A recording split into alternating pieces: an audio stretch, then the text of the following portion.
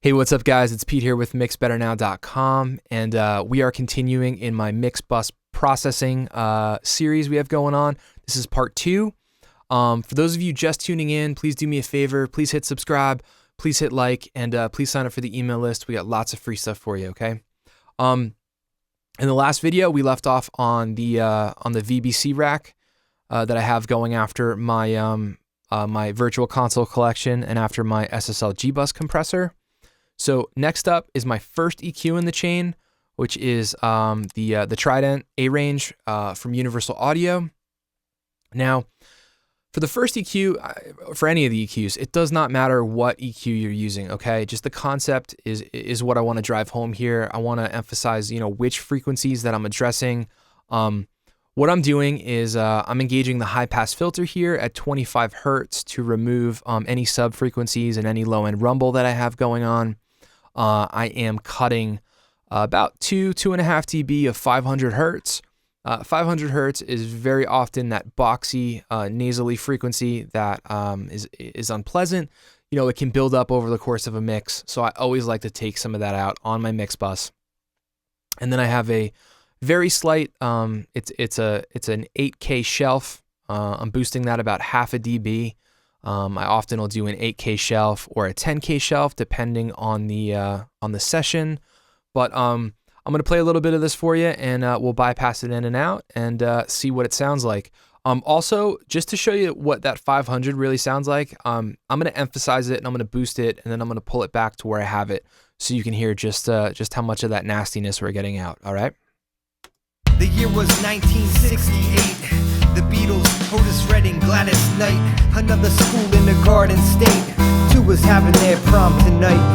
A girl named Anna, corner of the room. Dark hair, dress maroon. Strong girl, eldest of 4. Learned to clean and cook before playing sports. Daddy was a handyman and a war vet. Mother was a farm lady, an immigrant. French, Canadian, Italian roots. Homemade crepes, pasta fazool. To the hotel she took the stairs, noticing Steve and his corduroy pants. To the bathroom amongst their peers. What a pickup line, a bathtub full of beers.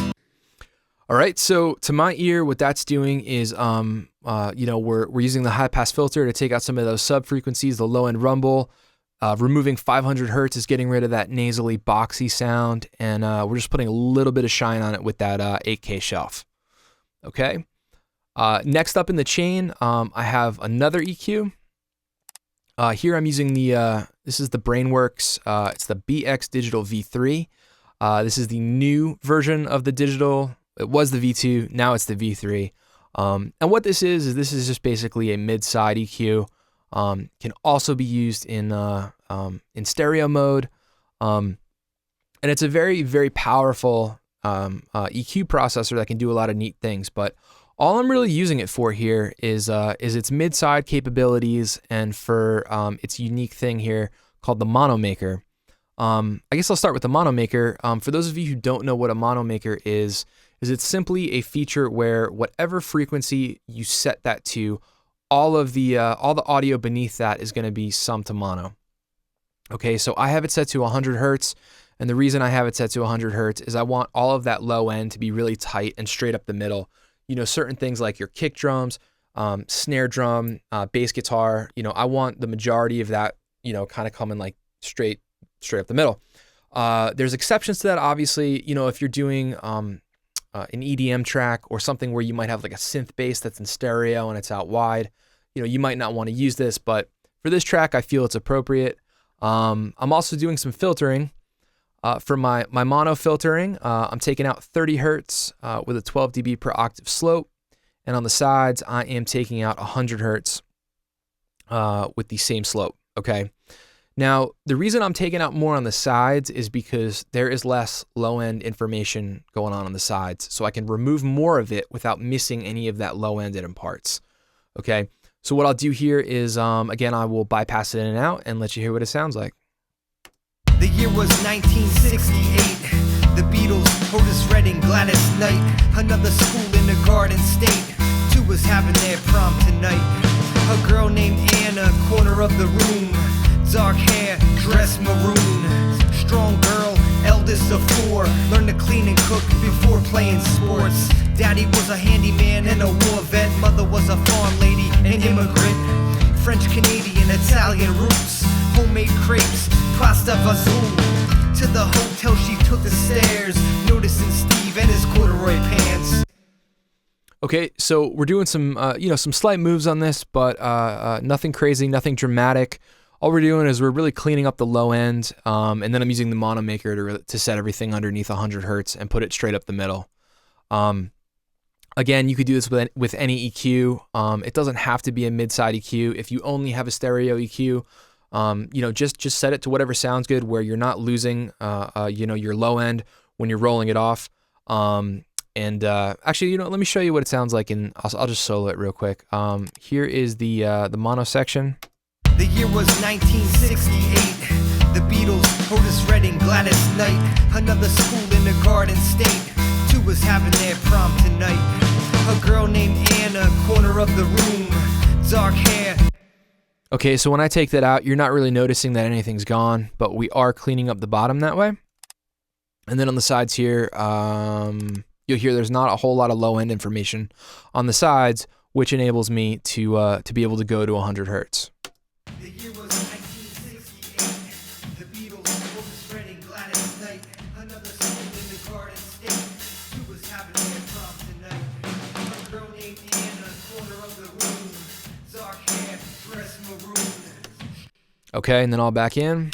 The year was 1968. The Beatles, Otis Redding, Gladys Knight. Another school in the Garden State. Two was having their prom tonight. All right, so yeah, just doing a little bit of filtering and using the mono maker here. Next up, we have one of my favorite plugins. I absolutely love this guy. This is the Clariphonic DSP Mark II from Kush Audio. Big shout out to Gregory Scott. Love all of his hardware and his plugins. What the Clariphonic is it is a parallel equalizer that really is only used for boosting and enhancing, and it enhances the mids and the highs. Okay, so what the clarity and the focus are here. Clarity increases the high end, and focus is more of the mids and the high mids. All of these different settings: sheen, presence, shimmer, silk. They're all kind of different sounds, different tones. I think they're all different kind of EQ points that they kind of focus on, but it's fun to toggle around and see which ones sound best. The reason I'm using it here is I just want to add a little bit more shine to my overall mix, my overall sound. But the one thing I want to stress here is that the Clariphonic is one of those plugins that you just really don't want to overuse. You can really ruin your mix, by putting too much on it. It can get really bright really quick. You can see I barely have it on. I mean, I'm up like one notch on each. And to me, that's pretty audible and I can hear what that's doing. So just be careful if you use this to not overdo it. I'm going to play a little bit. I'm going to bring it in and out and show you what that sounds like. The year was 1968. The Beatles, Otis Redding, Gladys Knight. Another school in the Garden State. Two was having their prom tonight. A girl named Anna, corner of the room, dark hair, dress maroon. Strong girl, eldest of four, learned to clean and cook before playing sports. Daddy was a handyman and a war vet. Mother was a farm lady, an immigrant. French, Canadian, Italian roots. Homemade crepes, pasta fazool. To the hotel she took the stairs, noticing Steve and his corduroy pants. Okay, very cool. So that's just really adding a little bit of lift for me and a little bit of shine, and that's all it's really doing. The Clariphonic is a very unique EQ, and it can sound really good when used tastefully. Okay, so that's it for part 2. Please head over and join me on part 3. I'll see you guys there. Thanks.